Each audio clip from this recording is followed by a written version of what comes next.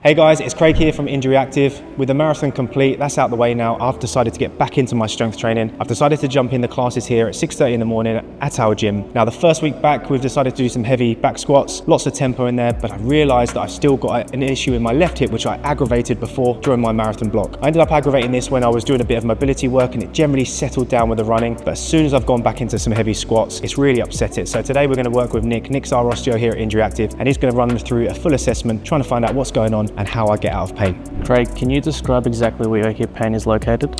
Just on the outside of my left hip. And when did you first notice the pain? Was there a change in your running routine or other activities around the time? During my training for my marathon, I was doing some heavy leg work, and at the time I was just doing a bit of mobility work. I went into the pigeon pose and I definitely felt something aggravate in that area, and afterwards it was definitely a bit upset.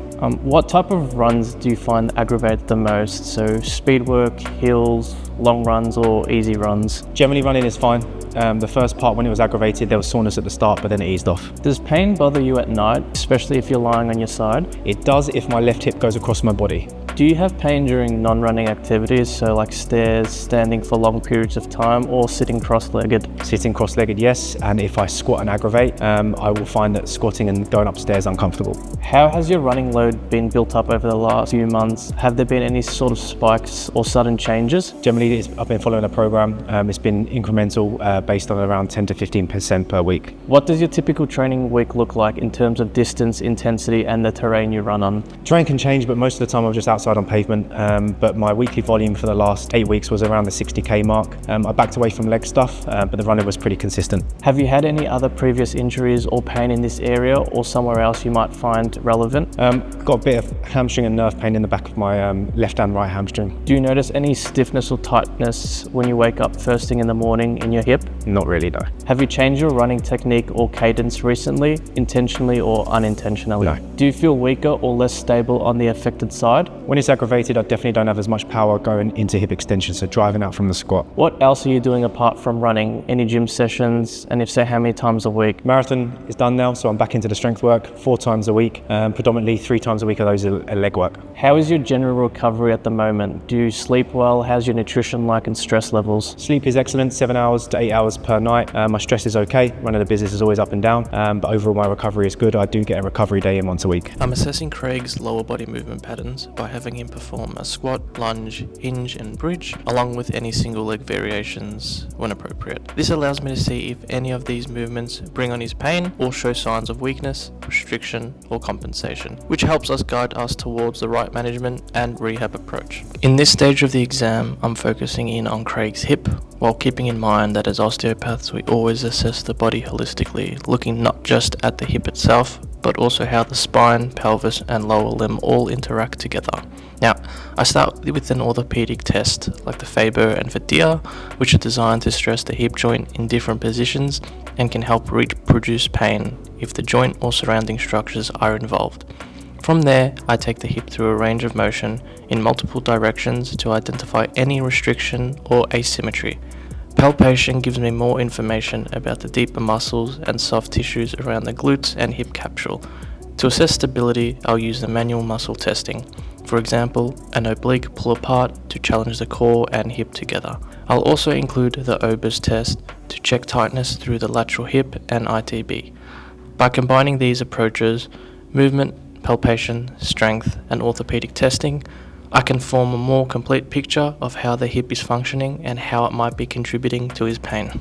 What we're going to do now is we're going to use the handheld dynamo. This is going to help to test for strength in his limbs in specific ranges of motion, so we can get a good idea of how his body strength is globally in the lower limb.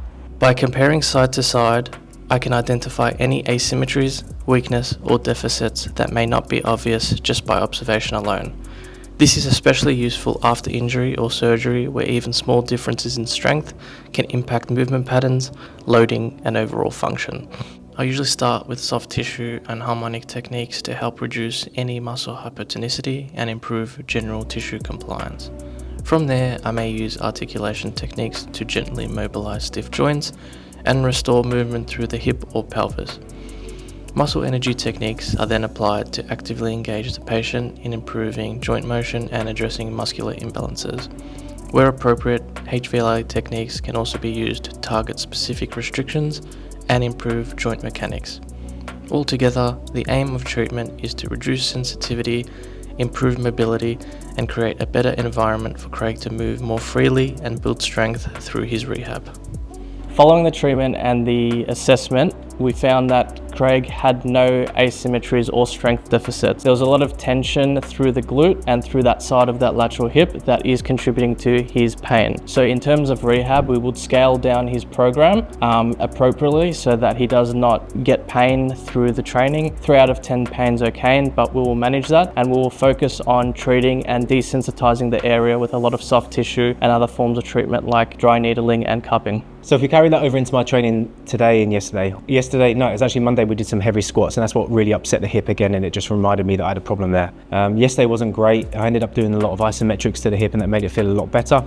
Today's training, I didn't stay away from the hip flexion stuff, so I still squatted. We did some reverse lunges, but I added in a lot more tempo, so a lot more control on the way down, 3 to 4 seconds. Barbell was in the front rack as well, so I kept it fairly light, 30 kilos I think in total, and it was enough to kind of get through this. I think I was about a 2 out of 10 pain, discomfort, but I was just lacking that real big amount of power that I would normally have. So in regards to my training, I'm just going to keep it to that, take Nick's advice there and still keep loading, trying to stay as task specific as possible, and then hopefully as the weeks go on I can see that I will get stronger, add more weight, and then get some more release work into that hip.